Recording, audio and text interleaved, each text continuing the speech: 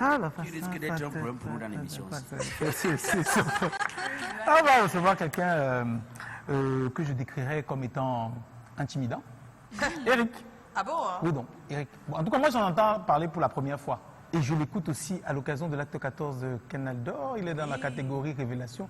J'en avais entendu parler avant, je crois, dans le catalogue de Bodbinama Records, mais je n'avais pas particulièrement fait attention. Mais à la circonstance de Canal d'Or, j'ai découvert. Donc, déjà, comme on peut le voir, quelqu'un qui a une coiffe, une coupe, un regard de gangster, le corps d'athlète, le swag de la superstar. Alors, il faut comment te voir? Voilà, oui. C'est derrière les lunettes, hein. Ah, d'accord. Tu peux voir. Le regard de danseur, le corps d'athlète, le swag de la superstar et surtout la voix. Alors, chaque fois qu'il faut se décrire, tu parles de toi comme étant un artiste néo-soul Makossa en pleine ascension. Et c'est le registre que tu as créé et sur lequel tu marches en tant qu'artiste. Initialement, tes débuts, tes premiers amours pour la musique, c'est le rap, les rimes, les textes, le flow, la vibe, avant que tu ne découvres ta voix et tu te rends compte que tu es capable de chanter, de pousser les notes le plus haut possible. Et parce que tu es rappeur, revendicateur et que tu rêves d'une indépendance artistique, tu te formes à l'ingénierie de son et tu écoutes beaucoup et énormément. Donc Erykah Badu, D'Angelo, Usher, tous les classiques du Makossa, sachant que tu maîtrises donc justement la production musicale.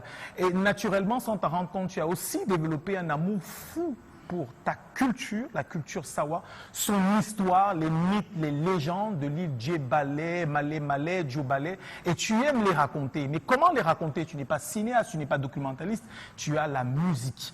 Et donc le néo-soul Makossa, s'il faut creuser, c'est un peu ça, mêler les langues dites modernes, et donc du blanc, si on veut, l'anglais et le français, à nos langues patrimoniales et maternelles, le doigt-là, raconter nos histoires à notre façon, en mêlant notre culture à celle que les autres peuvent bien comprendre. Donc tes mélodies sont inspirées du R&B, de la soul, du jazz, avec naturellement en toile de fond une nappe forte de Makossa. En 2018, tu proposes donc tes premiers projets, Neo Soul Makossa, que les uns et les autres écoutent. En 2023, intervient Lambi, et je pense que c'est à partir de ce projet que Canal d'Or te découvre. Et puis récemment, tu as sorti l'album Mo.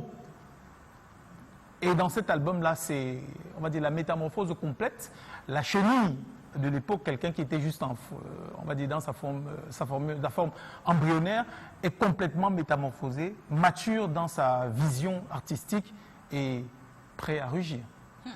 C'est un plaisir de te recevoir. Bienvenue, Eric. Yes, Eric est notre invité ce soir. Ah oui. On va regarder un peu des choses pour... ne regardez pas juste la beauté que vous voyez là. Il y a des choses qu'il fait. Voilà. Donc on regarde, on écoute surtout.